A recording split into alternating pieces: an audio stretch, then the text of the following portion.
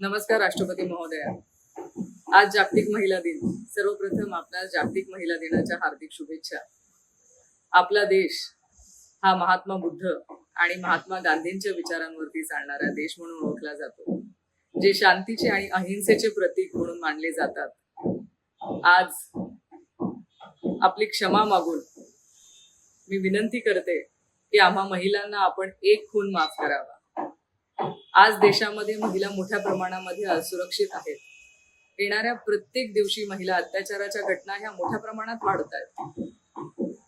2 दिवस आधीच भारताची आर्थिक राजधानी असलेल्या मुंबईमध्ये एका 12 वर्षीय मुलीवरती सामूहिक अत्याचार करण्यात आला. आज आपण विचार करा, 12 वर्षीय काय परिस्थिती असेल.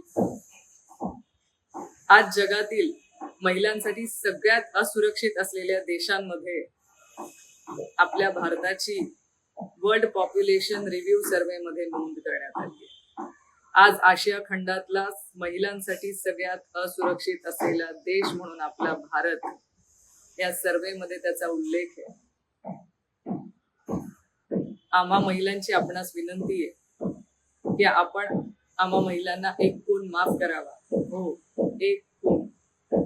आम्हाला खून करायचा आहे ह्या अत्याचारी मानसिकतेचा, ह्या बलात्कारी प्रवृत्तीचा आणि ह्या निष्क्रिय असलेल्या न्याय व्यवस्थेचा. राणी ताराराणी, पुण्यश्लोक अहिल्यादेवी होळकर यांनी जेव्हा देशावर आणि राज्यावर संकट उभं राहिलं तेव्हा तलवार उपसली होती. मग आमचा समाज सुधारण्यासाठी आम्ही मागे का राहावं.